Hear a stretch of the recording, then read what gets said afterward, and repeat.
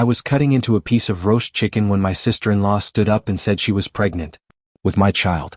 My name's David. I'm a high school teacher, married to Lisa for 6 years. We were at her parents' house for Sunday dinner. The usual crowd, her mom, her dad, her younger sister Rachel, and Rachel's boyfriend Kyle. Rachel's hand was shaking when she pointed at me across the table. Tell them what you did. I set my fork down. What are you talking about? I'm 12 weeks pregnant. And it's yours. The room went silent. Lisa's face went white. What? I didn't want to say anything, but I can't keep lying. Rachel's voice cracked. It happened in July. At the lake house. You were all asleep. He came to my room. I just stared at her. That never happened. Stop lying. She started crying. Real tears. Her mom rushed over to hold her. Lisa looked at me. David, tell me she's lying. She is lying. I never touched her. Rachel sobbed harder. He's been texting me for months, telling me to keep quiet, threatening me. I don't even have your number. Lisa's dad stood up. Big guy. Looked at me like I was something he scraped off his shoe. Get out of my house. Lisa, you know me. You know I wouldn't. She wouldn't look at me. Get out. Met Lisa 7 years ago at a bookstore in Portland. She was buying poetry. I was looking for lesson plans. We got coffee. Talked for 3 hours. Her family was tight-knit. Sunday dinners every week. Holidays together. Her parents treated me fine at first. Polite. Welcoming enough. Rachel was 19 when I met her. Quiet kid. Studying nursing. She seemed nice. Normal. We all got along. No tension. No weirdness. Last July we did spend a weekend at her parents' lake house. All of us. Rachel was there with Kyle. They'd been dating maybe 4 months. I remembered that weekend clearly. We grilled. Played cards. I went to bed early both nights because I had a summer class to prep for. Nothing happened. Nothing even close. Now I was sitting in a Motel 6 off the highway because Lisa wouldn't let me back in our apartment. She texted once, "Don't contact me. Don't contact my family. I need time to think." I tried calling. She didn't pick up. I called her mom. She answered and immediately started screaming. Called me a predator. Said if I came near Rachel again she'd call the police. I tried to explain. She hung up. Her dad sent one text. If you know what's good for you, you'll disappear. I sat on the edge of the motel bed staring at my phone. Rachel was lying. But why? And why now? I opened my laptop and started going through my phone records. Had to prove this wasn't real. I pulled every text message I'd ever sent. Every call log. Every email. Nothing to Rachel. Not one message. I checked my location history on Google Maps. July 12th through 14th, the lake house weekend. My phone didn't move from the main house except twice. Once to the dock. Once to the grocery store with Lisa. Never to Rachel's room. Never anywhere alone with her. I screenshot everything. Saved it to a folder. Then I started thinking about Kyle. Rachel's boyfriend. The guy who'd been sitting right next to her at dinner. Quiet the whole time. Didn't say a word when she made her accusation. Just sat there. Staring at his plate. I looked him up on Facebook. Kyle Brennan. 22. Worked at a car dealership. His relationship status still said, in a relationship with Rachel Monroe. Posted 2 days ago, a picture of them at some restaurant. She was smiling. He had his arm around her.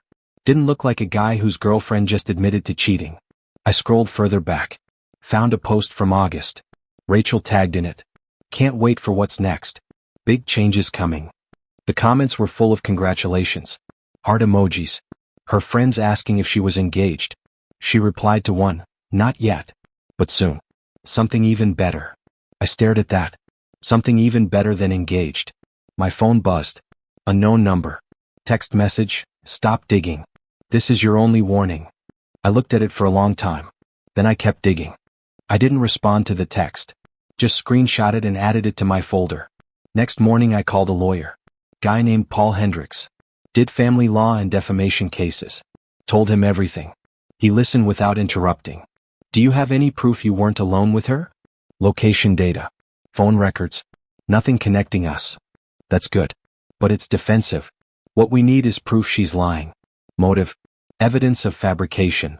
How do I get that? You don't. I do. He paused. This is going to cost you. And it's going to take time. If she's lying, there's a reason. We need to find it. I hired him that day. A week went by. No word from Lisa. Her family blocked me on everything. Then Paul called. I found something.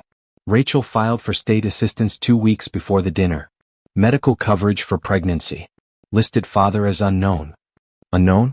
Not me. Not you. Which means she wasn't planning to name you originally. Something changed. What changed?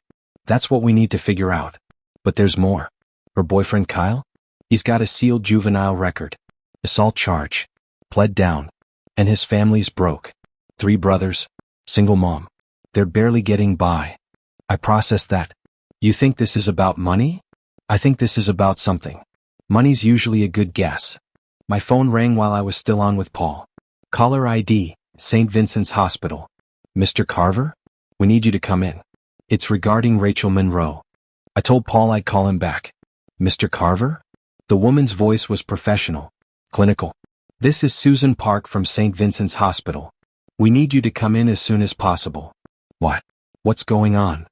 I can't discuss it over the phone. But it's urgent. Can you come today? Is Rachel okay? Pause.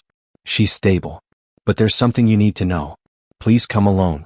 Don't bring family members. She gave me a time. 2 o'clock. I sat in the parking lot for 10 minutes before walking in. Susan Park met me at the front desk. Mid-40s. Scrubs. Clipboard in hand.